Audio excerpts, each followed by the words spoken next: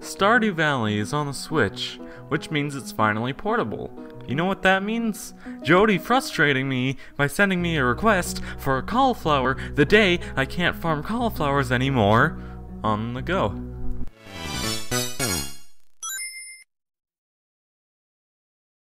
So quick thing, I wanted to do Stardew Valley after Cave Story because they're at opposite ends of the indie game spectrum in terms of release date, with Cave Story being one of the first truly successful indies, and Stardew Valley being a very recent one.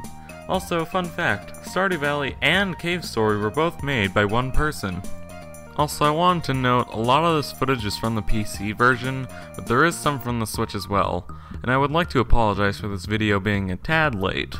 Stardew Valley is a farming/life simulator where you go quit your job and go to live a new life at a farm you inherited from your late grandfather. You meet up with the mayor and Robin, the town carpenter. You all go see the farm your granddad left behind. It's got quite a bit of stuff growing on it that you need to clear out before you can properly farm. I love this beginning. You're given just enough plot to keep you interested while also keeping it brief and lighthearted. You know, except for your granddad dying, but we're just gonna ignore him, he doesn't exist anymore. In the game, you do more than just farm, however. There's also foraging, which is just picking up plants or really whatever you find on the ground.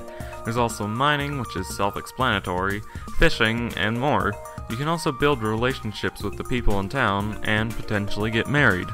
The game has a lot of things to do, but what's the appeal of doing farm work and all that? Well, I'm glad you probably didn't ask. Really, all that's happening is I'm talking to myself now, like I do, like any YouTube person does. That's what you do, is you just talk to yourself and the audience. It gets really meta here, doesn't it? Anyways, in Stardew Valley, the base of the game is farming, and with that we get different plants which grow in different seasons and sell for different amounts of money. There's a lot to do for just farming, and there's a constant sense of progression too. You always feel like you're getting better and better, whether it's with upgraded tools, inventory, or heck, even just money. With all of it comes a sense that you've worked towards a goal, even if there really isn't a goal. Also, there's bundles, which occasionally are season dependent, but most of the time you can get the items in bundles whenever. The bundles encourage trying out every branch of Stardew Valley's gameplay, and add a bit of challenge to the game while simultaneously providing an actual goal. Upon completing these bundles, you can unlock things like bridges, the greenhouse, or just some money and seeds. And even if you don't like farming, you could take up something else. There's different farm layouts to suit different playstyles, such as farming, foraging, fishing, and combat, which adds replay value. And the townspeople have quests posted every day and occasionally send you mail, not to mention the events, which take place usually twice a season. You can get special seeds and items from them too, such as strawberries, which are the best plant you can grow in spring. And the seasons themselves also come with special attributes, such as getting a lot of rain in spring, it being sunny pretty much all the time in summer, fall having leaves falling in pretty optimal farming conditions if I do say so myself, and not being able to farm at all in winter, outside the greenhouse. You can raise livestock, which includes feeding them, getting a heater going in the winter, and pretty much doing what you'd expect.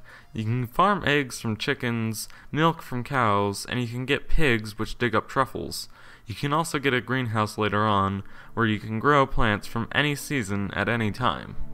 The game provides a sense of realism while making sure you have to make a mental checklist of what to do each day, while also being relaxing. The bundles occasionally being season specific makes it especially necessary to manage your time each season, and the livestock needing food and heat makes them a source of attention as well. It all combines together for an experience which is relaxing but never gets boring. But now it's time for me to tell you what I think of the game itself. The visuals are very aesthetically pleasing and suits the game perfectly. There's never not enough detail to be able to not tell what something is or isn't. I've always had an affinity for retro art styles, especially when they're done right, like here. And the soundtrack is great, sort of a Breath of the Wild vibe, with the themes being more for background music than to be listened on their own. Except for the Mines music. That music is amazing in its own right, and it sounds really pretty and somehow still fits. The rest of the game's music is entirely background noise, at least from my standpoint though. Still a great OST that matches the game perfectly in my opinion. And the gameplay and controls are pretty tight, with stress management and in general just task managing being the focus. It better be done great, and it's been done amazingly. Never really getting too hectic, but rather it's easy to tell when something needs to be done and why. The only problem I had with the controls is that on the Switch version you need to turn on auto run to go at actually anything other than a snail's pace with the D-pad. But that's just a super minor thing that shouldn't bother you as much as it bothered me. Actually, it shouldn't bother you at all if you know where the auto run setting is, which is pretty easy to tell if you just open the settings menu at any time. I had an issue with the Switch version though, and that's the load times. They're stupidly long. Even Breath of the Wild had better load times. It's especially weird, but I'm blaming it on the people who ported it not knowing how to load things efficiently on the Switch. But this isn't a problem on PC, so it's a bit more minor of a complaint. And I'm just saying PC is pretty much the better version, unless you want, like, portability on the Switch. That's literally the only reason to get the Switch version, in my opinion at least. So overall, Stardew Valley is a farming game that's enjoyable and slightly stressful but relaxing at the same time, and it's getting a 9 out of 10 for me. I have some very minor issues with it, but they're all pretty much snuffed out by the enjoyable parts of the game. Also, people who don't like Stardew Valley really don't like it, so there's that, I guess. Hey, thanks for watching. Right now I'd like to announce a second channel. It's called Beyond Randu, link in the description.